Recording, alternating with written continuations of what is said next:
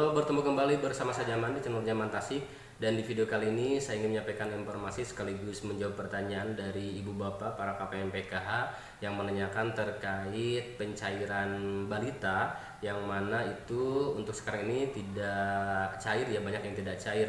Bahkan ini kalau kita lihat dari beberapa tahap ke belakang, sejak tahun 2023 ini baik tahap 1 maupun tahap 2 banyak balita yang tidak cair, padahal sebelumnya di tahun 2022 baik tahap 1 sampai tahap 4 itu mereka tetap cair.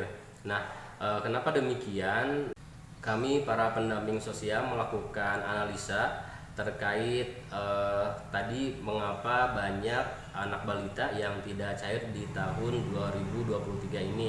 Kami mencocokkan antara data bayar atau SP2D dengan data di lapangan terkait jumlah komponen yang dimiliki oleh setiap KPM-nya. Nah, kalau kita lihat tadi ternyata kemungkinan analisa kami bahwa di tahun 2023 ini untuk balita itu hanya dihitung untuk balita ke-1 dan kedua gitu. Jadi maksimal hanya balita yang kedua atau anak yang kedua. Ketika misalnya ada balita yang ketiga itu kemungkinan tidak dihitung, dan itu pun yang kami temukan di lapangan. Nah, seperti contohnya ketika misalnya ada KPM yang memiliki 3 anak, yang pertama mungkin seperti contoh dia memiliki yang pertama anak SMA, kemudian yang keduanya memiliki anak SMP, dan yang ketiganya memiliki balita. Nah, kemungkinan itu tadi banyak yang tidak cair, karena kenapa? Balitanya itu merupakan balita yang ketiga, bukan balita yang kedua. Jadi kita bisa simpulkan kenapa tadi balita yang ketiganya tidak cair, karena tadi sesuai dengan aturan, sesuai analisa kami bahwa untuk PKH di tahun 2023 ini yang dihitung itu maksimal untuk balita anak kedua. Nah, namun di samping itu ada juga tadi balita yang sebetulnya itu anak ketiga atau keempat tapi kok cair. Ini dengan kondisi ketika misalnya si KPM tersebut hanya memiliki 2 anak yang aktif di PKH. Misalnya tadi ketika misalnya untuk yang SMA-nya sudah lulus atau sudah tidak bersekolah, tinggal tadi ada anak SMP dan juga balitanya. Nah, untuk yang 2 ini ada juga beberapa kasus yang cair gitu ya. Jadi kalau misalnya tadi kemungkinan Anda punya anak balita dan mungkin hanya punya 1 anak komponen sekolah, baik itu SD, SMP atau SMA, kemungkinan yang balitanya masih bisa cair karena itu dihitung ke dalam 2 komponen balitanya gitu. Namun ini kita tegaskan bahwa ini merupakan hasil analisa kami dari para pendamping PKH. Tentu untuk informasi lengkapnya atau data lengkapnya itu kita kembalikan lagi ke Kementerian Pusat. Namun sampai saat ini tentu kami para pendamping PK memang belum mendapatkan informasi resminya kenapa tadi balita banyak yang tidak cair. Tapi dari segi atau dari hasil analisa kami para pendamping PKH, yang mana kami mencocokkan data bayar dengan kondisi real di lapangan dari komponen yang dimiliki oleh para KPM PK tersebut, memang polanya hampir seperti itu.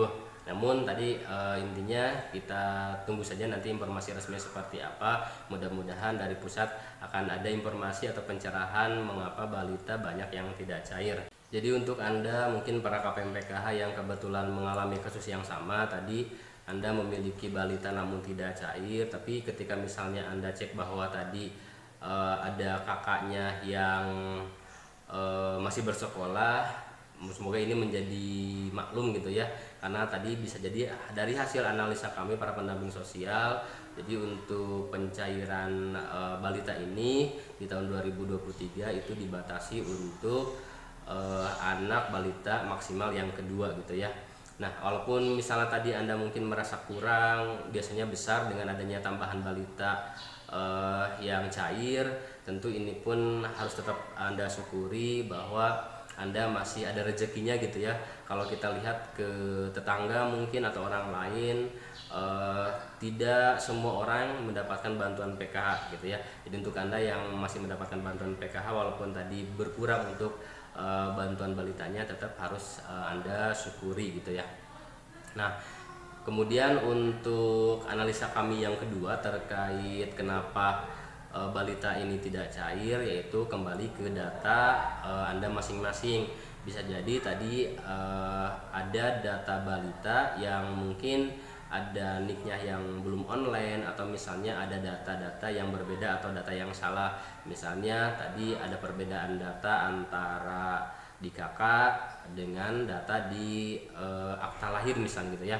Nah, ketika misalnya tadi Anda menemukan permasalahan untuk balitanya di data KK seperti nick tidak online, atau data ada data yang salah atau data yang tidak sinkron tadi antara kakaknya dengan DTKS juga, itu saran saya Anda segera untuk mengupdate datanya ke Dukcapil gitu ya, atau ke Capil. Dan kalau di wilayah kecamatan saya pribadi di sini, untuk pengupdatean kakak juga bisa dilakukan di kantor kecamatan masing-masing. Nanti ketika misalnya Anda sudah yakin bahwa atau sudah selesai bahwa kakaknya datanya nicknya sudah online, sudah terupdate, saya sarankan juga Anda pun nanti untuk mencocokkan data kakaknya dari Capil dengan data DTKS desa di desa kelurahan masing-masing. Jadi Anda tinggal nanti membawa kakak terbarunya untuk dicocokkan, takutnya gitu ya, takutnya ada perbedaan data antara data anak balita tadi baik itu di Capil dengan di DTKS gitu. Karena ketika misalnya data Capil dengan data DTKS tidak sinkron, tidak sama, ada mungkin satu huruf atau satu angka yang berbeda, itu akan berpengaruh kepada pencairan balitanya. Nah, itu mungkin yang bisa saya sampaikan di video kali ini. Semoga bermanfaat dan terima kasih.